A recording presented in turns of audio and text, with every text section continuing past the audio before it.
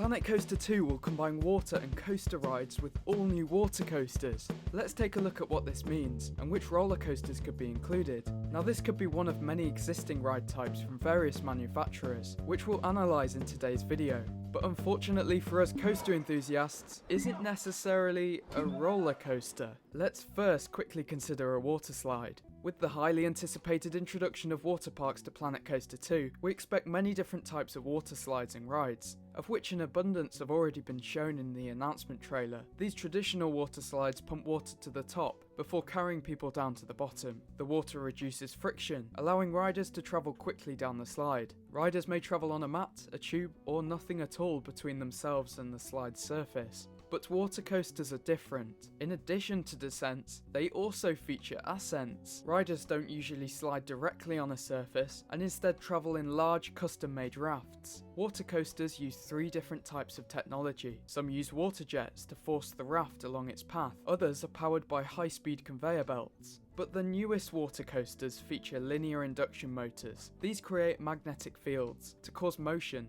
and carry rafts through the ride. But what if it isn't a water slide? The new B&M Surf Coaster suitably relates a ride type to the water park features of Planet Coaster 2. I would expect more of these hybrid rides to integrate between our theme, amusement and water parks. A water roller coaster wouldn't be strictly new to Planet Coaster 2 though. The Cascade Coaster in the original title leads us to our first of various Mack Ride products. We could be seeing something similar to a Mack Ride's water coaster, characterised by a gentle layout with big drops, sweeping bank turns, and helixes. The first installation being Journey to Atlantis at SeaWorld Orlando in 1998. In 2003, Mack developed a variation of their water coaster called Super Splash, which first opened at Tusenfryd in Norway. This version can have mid-ride turntables, elevator lifts, and backwards drops, all of which will be exclusive to the new game. We could also see the inclusion of another variation of their water coaster, called Power Splash, which first opened as Pulsar at Wallaby, Belgium in 2016. In summary, an LSM launch coaster with a U-shaped track.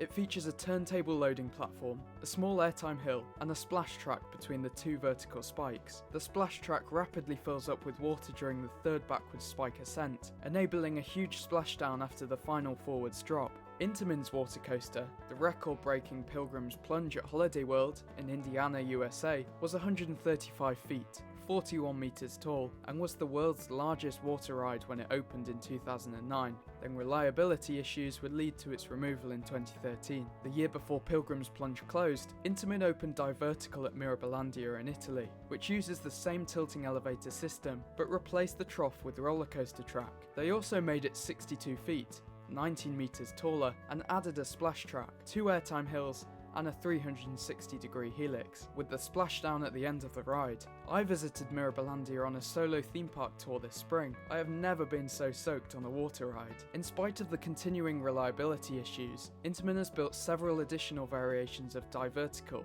with a shorter lift hill drop and a 540-degree helix. Some water coasters don't have fixed rails for the entirety of the layout, leaving the train to float in the trough towards the station.